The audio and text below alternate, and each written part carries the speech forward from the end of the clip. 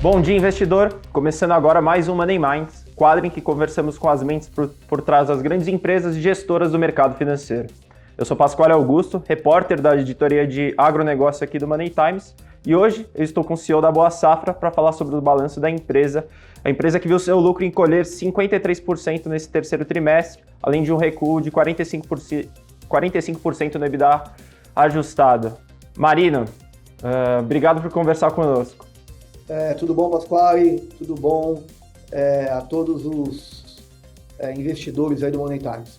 Então, Marino, fala um pouco sobre os resultados, quais foram os desafios que vocês viram nesse trimestre, na comparação com o ano passado, e quais lições do ano passado vocês tiram agora para 2024? Olha, eu acho que esse resultado ele se deve basicamente a três fatores, tá? O primeiro deles, e o mais importante, é uma quebra na produção. Então, nós tivemos uma safra muito complicada, principalmente no Goiás, onde tem a nossa maior planta. Teve um atraso na chuva, e esse atraso na chuva, uma seca no início e depois uma colheita muito chuvosa. A gente não conseguiu fazer o volume de sementes que a gente tinha, que a gente pretendia ou que a gente investiu na capacidade. Então, para deixar claro para o investidor, no ano passado, a nossa capacidade e a nossa produção foram 200 mil bags. Para este ano, a nossa meta de produção ela era 240 mil bags. A gente investiu para produzir os 240 mil bags. E para o ano que vem a gente tem uma meta de investimento, vou falar depois, de 280 mil bags.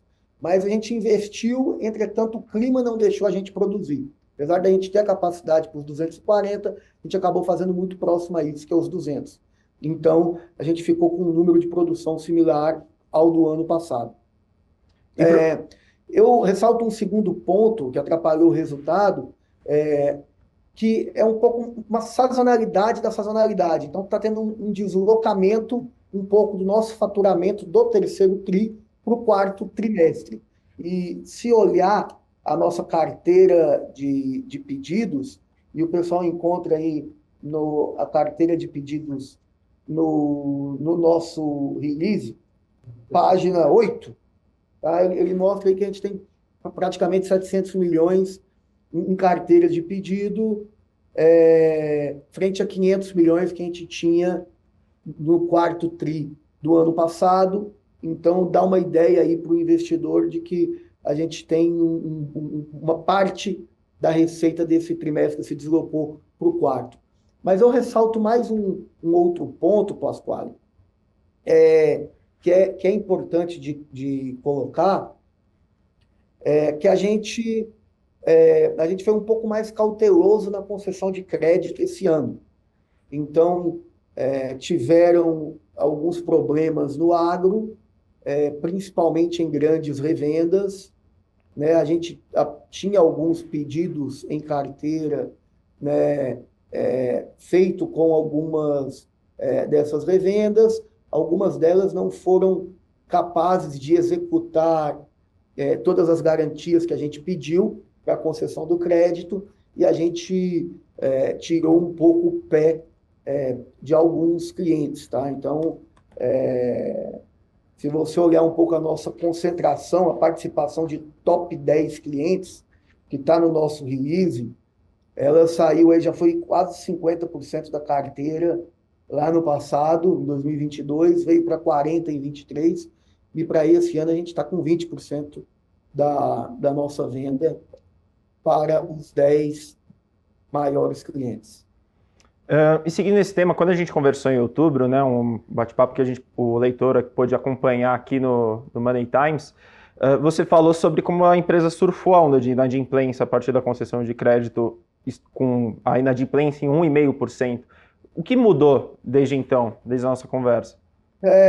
Então, Pascal, realmente essa é notícia boa, tá? A nossa inadimplência tá muito baixa, a gente está hoje com 1,7%, tá? Então, de 450 milhões que a gente concedeu de crédito, foi 8 milhões apenas. e em todos esses problemas que ocorreram no agro nos últimos meses, tá? Nessas RJs que ocorreram, a gente não teve nenhuma perda, tá? Ou nenhuma perda relevante a companhia teve. Então, a gente conseguiu escapar de todos estes problemas. Eu acho que essa aí é uma excelente notícia, tá? Então, eu acho que foi um pouco isso, tá, Pascal? E a gente tomou uma decisão de ir com cautela nesse momento. Então, a gente achou que o mercado estava a pista molhada, digamos assim, e a gente optou por dirigir de maneira segura, tá? A gente poderia ter tido um terceiro tri até um pouco mais forte, poderia ter vendido mais, eu acho que tinha alguns pedidos, mas eu acho que a gente tomaria um risco maior do que o nosso apetite, e a gente preferiu voltar atrás, segurar um pouco o crédito, e eu acho que vai ser a decisão correta, tá? E seguindo nessa linha, então, a gente falou em outubro sobre a questão da AgroGalaxy. Eu queria que você falasse um pouco sobre esse caso, se você viu alguma mudança, algo diferente do que você tinha comentado. A gente falou muito sobre como foi uma questão sobre gestão, né? Margens menores, o período de vacas magras. Eu queria te perguntar, você enxerga algo diferente nas RJs do setor e pensando, o pior já passou? Pensando que recuou 40% nesse terceiro trimestre as recuperações no setor. Assim, eu não gosto muito de comentar sobre casos específicos, tá? É, então, eu acho que o agro aí tem ótimas empresas, muitas delas listadas, como era o caso da AgroGalaxy. Eu acho que o time de gestão lá deve estar tentando fazer o melhor trabalho possível. Assim, o que eu vejo, tá? Eu vejo que tem um nível de endividamento alto no setor, tá? Muito concentrado em grandes revendas, muitas delas muito alavancadas. Você olha o balanço, ele é um balanço que aí no nosso comitê de crédito, o pessoal fala, olha, a gente precisa de mais garantias para conceder crédito com esse nível de endividamento. Eu sinceramente, Pascal, eu espero que o pior já tenha passado e a gente não tenha mais nenhuma RJ no setor. Eu queria então falar como que vocês esperam essa melhora no quarto trimestre, né? Então, nós estamos fazendo uma força-tarefa, Pascal, porque assim, como a gente reteve, o pessoal não foi capaz de dar as garantias para a gente, e então as vendas não foram feitas, esse produto voltou para o estoque, né?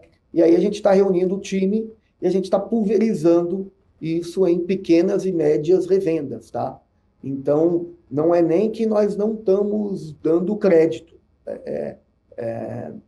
Você vai perceber que no balanço a gente está assim, continua dando crédito, o nosso objetivo é bem similar aos números de crédito do ano passado. A gente só está tentando mudar um pouco esse crédito, pulverizar o risco um pouco mais, tá?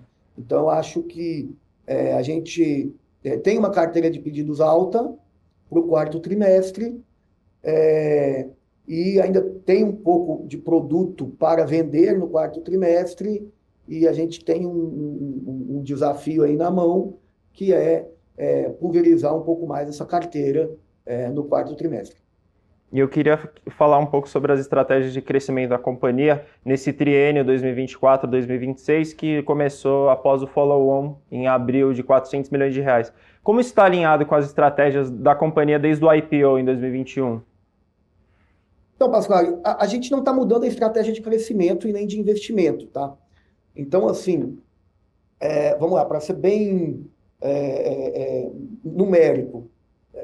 Apesar de... Então, a gente tinha 200 mil bags de capacidade ano passado, 240, crescimento de 20% esse ano. A gente não conseguiu fazer por causa do clima.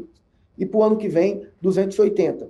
A gente já investiu, tá? A gente investiu quase 150 milhões em CAPEX. Nós já investimos para os 280 no ano que vem. Tá? Nós estamos contratando campos para os 280 do ano que vem. A nossa meta ainda é os 280 do ano que vem. Nós queremos cumprir a meta do 280 do ano que vem. Então, se você comparar com este ano ou com o ano passado, a gente vai ter praticamente 40% de crescimento um ano frente ao outro, tá? Entregando, obviamente, os números no ano que vem. Então, a gente quer sim fazer um crescimento muito expressivo, a gente continua investindo, a tese ela não mudou, eu acho que ela passou por um momento um pouco mais complicado, setorial, eu acho que principalmente por causa do clima, a gente retraiu um pouco por causa do crédito. Eu falo aqui, a gente tem que ter cabeça de dono, pensar sempre no longo prazo, não adianta a gente vender muito agora, mas tomar um risco. Então, a gente tem tido essas decisões, mas sempre com uma visão de longo prazo para o crescimento e para a tese da companhia. E pensando nesse cenário mais desafiador das margens comprimidas, eu queria que você falasse como da empresa, a resiliência do setor de sementes, como ela consegue driblar esse cenário mais desafiador, estando menos exposta aos grãos. Oscar, assim, hoje a semente, ela ainda ela é um grande condutor de tecnologia. Então, assim, se você olhar o agro como um todo, em fertilizantes, você não tem lançamentos, você não tem nenhuma tecnologia nova em fertilizantes. A mesma coisa tem ocorrido no químico, tá? Os químicos defensivos, eles têm tido uma dificuldade, as legislações andam muito complexas e nos últimos anos você não teve nenhum lançamento de novas moléculas. Então é isso que está acontecendo. Então você também não tem novidade. Em compensação, a grande novidade no setor ela está focada na semente, tá? E não só na semente, como também nos biológicos, tá? E aí a semente pega uma carona porque tem muito tratamento biológico para revestir a semente. Então você consegue vender a semente com o biológico. E esse driver de inovação é onde a gente enxerga que você tem uma margem maior, você tem uma melhor recepção do cliente, do produtor, você tem inúmeros lançamentos. A gente tem, eu destaco aí o crescimento das novas biotecnologias, então, tanto da Intacta 2 quanto da Conquest Enlist, tá? Então, a gente tem novos produtos, novas tecnologias, novos cultivares, e que eles estão crescendo aí dentro do nosso portfólio. E voltando para a semente, a empresa, se eu não me engano, tem 8,5% do market share, né, no mercado. Sim. Quanto que vocês projetam crescer no ano que vem e para quais culturas vocês olham com mais atenção, pensando, sei lá, o milho, que está crescendo muito com essa demanda por etanol? Pascal, assim, em soja, se nós entregarmos um número aí de 40% de crescimento, a gente deve bater um pouco mais de 11%, tá, de market share no ano que vem. Mas um destaque que vai ser visto já agora no quarto trimestre são as novas culturas, tá? Elas estão indo bem, elas são culturas. Nós entramos em trigo, em milho, em sorgo, tá? Que para mim é um destaque, principalmente do etanol, em feijão e em forrageiras, tá? Então são 5 novas culturas. Essas culturas elas têm praticamente o mesmo tamanho da soja no Brasil, são até um pouquinho maiores quando somadas, tá? E a gente tem uma ótima oportunidade para a gente diversificar nossa fonte de receita. Tem uma ótima oportunidade também de sinergia, tá? Porque a gente aproveita, muitas das culturas aproveitam a mesma planta e todas elas aproveitam as mesmas máquinas de tratamento e os mesmos centros de distribuição, marca, time comercial. Então, a gente acredita que as novas culturas vão ser um driver de crescimento muito forte para nós. Elas estão crescendo, agora elas começaram muito pequenas, tá, Pascal? Então, hoje em torno de 5% da nossa receita é as novas culturas, elas vão crescer rápido, tá? Mas a gente ainda tem muito chão, muito espaço, muita pista para crescer nessas novas culturas, tá? Então, próximo trimestre já dá para imaginar um aumento nesse sentido? Sim, porque a gente fala que elas são culturas de inverno, digamos assim, culturas de safrinha. Então, elas são culturas que elas são plantadas ali entre fevereiro e março. Final de janeiro, fevereiro e março. Então, elas vão diminuir um pouco também a nossa sazonalidade. Porque a gente é uma empresa que ela acaba faturando muito no terceiro e quarto tri. E aí, entrando essas culturas crescendo, a gente vai ter um faturamento maior também no primeiro trimestre, tá? Onde é faturado essas culturas de safrinha, digamos assim. Então, isso tende a fazer com o tempo que a gente tenha um primeiro trimestre aí com mais forte de faturamento também. Então, eu imagino que no quarto tri já aparece alguma coisa, um pouquinho a entrega em dezembro, tá? Mas o primeiro tri do ano que vem, os investidores já vão conseguir ver aí a evolução dessas culturas de safrinha. E falando no ano que vem, vocês devem ir ao mercado no próximo ano, e como o endividamento saudável da companhia, que caiu bastante, né, na comparação com o trimestre do ano passado, permite esses novos investimentos? Mas, cara, a gente acredita que vai ter muita oportunidade no mercado. A gente já está vendo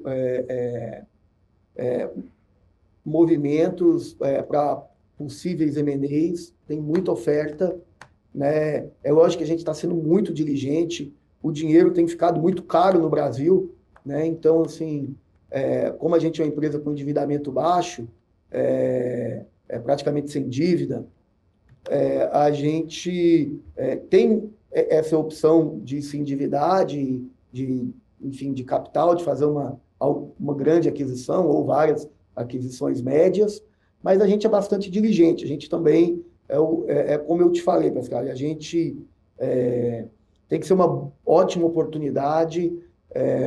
O mercado tem um juro caro, você vê problemas, né, de RJ no setor, então a gente tem sido bem cauteloso, tá? Agora, um exercício de futurologia, né?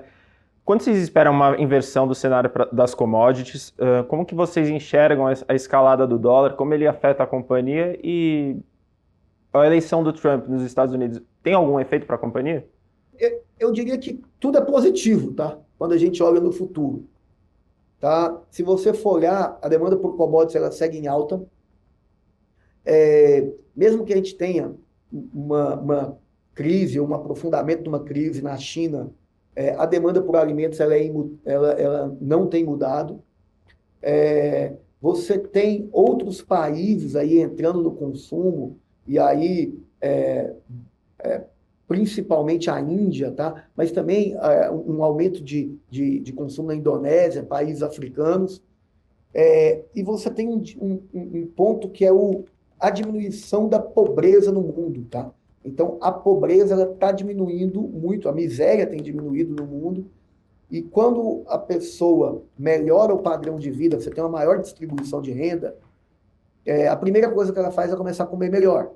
Então, aquela pessoa que não comia carne, ela começa a comer ali frango uma vez por semana, e aí ela vai ganhando melhor, ela vai aumentando aí o nível de proteína animal, né? E depois passando para carnes mais caras, como o suíno, ou bovinos e peixes, né? Só que toda essa cadeia animal, ela precisa muito da soja e do milho, né, das proteínas vegetais para crescer a cadeia animal. E você também tem o biocombustível que está crescendo muito forte. Tá? Tanto o biodiesel, que é feito a partir da soja, quanto o etanol, que é feito a partir de milho, hoje, inclusive, mais viável que o etanol de cana.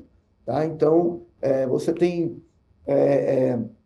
todo esse crescimento, tanto de biocombustíveis quanto de alimentos. Então, acho que esse é o cenário.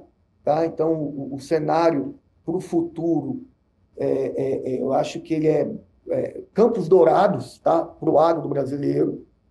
Agora, quando você olha o dólar ele é muito positivo, tá? Para as commodities que são cotadas em dólar. Então, uma eventual alta do dólar, ele faz com que a matéria-prima da companhia fique mais cara, mas eu tenho muitos custos que são em reais.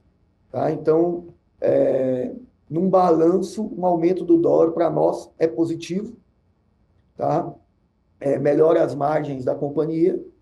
E um segundo ponto é sobre o Trump, aí é um pouco mais difícil, é meio futurologia, mas assim, na última vez que o Trump foi eleito, e ele começou a fazer mais barreiras comerciais com a China respondeu aumentando as compras do Brasil, tá? E diminuindo ali a compra de commodities, principalmente de soja e milho americano, tá? Os Estados Unidos é um grande concorrente do Brasil em milho e em soja, tá? Então, eu acredito que isso pode acontecer, mas volto a dizer, é futurologia, né? É o que eu acredito, e que isso pode ser bom para o Brasil, melhorar os prêmios nos portos, aumentar a demanda por commodities brasileiras e até acelerar o mercado. A gente pode ter, né, talvez uma surpresa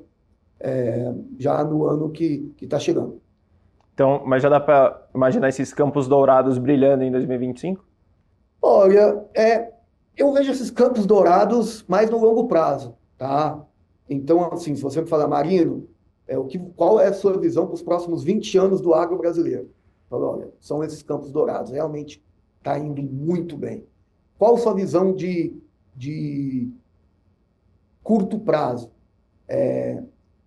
A área plantada aumentou muito, tá, Pascal? Então, a verdade é que essa crise, quem acabou criando um pouco ela foi nós mesmos, produtores do Brasil. Tá? O Brasil, nos últimos 5 anos, a gente aumentou uma Argentina em área plantada. E a Argentina era o terceiro maior produtor do mundo. Tá? Então, a gente aumentou uma Argentina em área plantada. Então, realmente, o campo, o agro, cresceu muito, muito em área plantada. A commodity caiu porque, como aumentou muito a área plantada, a oferta, a demanda está crescendo, tá? A demanda tem crescido, tem 30 anos, todos os anos ela cresce, mas a oferta cresceu mais do que a demanda. Por isso que o preço caiu. Tá? Então, essa, né, essa é a verdade. E agora você tem um ajuste do preço, você começa a ter um crescimento de área mais tímido, tanto no Brasil quanto em outros países do mundo. Eu acho que o Brasil tem uma vantagem competitiva, tá, em relação aos Estados Unidos, a produzir soja aqui ainda é mais barato. Então, a área aqui mesmo, com preços mais baixos, ela está crescendo, só está crescendo menos. Nos Estados Unidos já parou de crescer. Então, assim, eu imagino que isso deve demorar uns 2 anos, tá? Eu não sou especialista, mas vai demorar uns 2 anos para essa oferta e demanda se encontrar em termos favoráveis de novo, tá? Então, é um pouco a minha visão. Agora, quando você olha para o longo prazo, daqui a 20 ou 30 anos, você tem poucos lugares do mundo capazes de crescer a agricultura igual o Brasil. Você tem a Ucrânia, Rússia, mas são países que têm uma dificuldade para investir. Então, esses alimentos poderiam ser produzidos nesses países, na África, enfim. Mas eu acho que vai acabar trazendo dinheiro para o Brasil e no médio a longo prazo eu vejo, sim, campos dourados aí para o agronegócio, para toda a cadeia, não só na cultura de soja, mas também nas outras culturas, que são culturas que a gente tem adentrado com nossas sementes, como o trigo, né? O Brasil ainda é importador de trigo, mas é uma grande aposta dos novos materiais que nós temos de trigo cerrado, o sorgo, que é uma novidade no etanol, além de fazer etanol de milho, tem etanol de sorgo, o próprio milho, que já é uma cultura consagrada, né? Forrageiras, que tem uma pegada ESG, que você renova o solo e você diminui nematóides e doenças de solo, deixando a área mais verde, né, plantando aí forrageiras durante o período entre safra. Então, são produtos que a gente tem adentrado e trago novas soluções para o nosso cliente. Em setembro, vocês anunciaram o pagamento de JCP. Eu queria perguntar se no ano que vem o investidor ele pode esperar novos pagamentos. Sim, tá? A gente não é uma empresa focada em dividendos, apesar de a gente ter pago dividendos nos últimos anos. A gente é uma empresa mais focada em crescimento, a gente tem muitos investimentos para fazer, tá? Então esse é o foco. Mas hoje, com a legislação atual, a gente acha que o JCP ele é uma boa alternativa para remunerar o nosso investidor, o nosso acionista, e a gente, enquanto essa legislação permanecer, a gente deve manter fazendo o seu uso. Tá? Marino, para a gente finalizar, o que ditou o tom em 2024, o que deve estar no foco da Boa Safra em 2025 e qualquer consideração, fica aqui aberto espaço. Bom, Pastor, acho que o que ditou o tom, né, 2024, acho que foram investimentos, eu acho que também cautela, né, e um clima desafiador, tá? E já para o ano que vem, o tom vai ser crescimento, tá? Então, volume, crescimento, produção, eu acho que está na hora aí da gente alcançar as metas que estavam lá, que foram estipuladas no ano passado. A gente não conseguiu cumprir esse ano, mas a gente ainda manteve a meta aí dos 280 mil bags para o ano que vem. Tá? Eu quero agradecer ao Marino Colpo, CEO da Boa Safra, por participar aqui do Money Minds. Marino, muito obrigado e eu espero que a gente possa conversar nos próximos trimestres. Obrigado, Pascal, obrigado aí a todos os investidores do Money Times. E você pode acompanhar outras notícias sobre o setor do agronegócio no moneytimes.com.br/agrotimes. Até mais!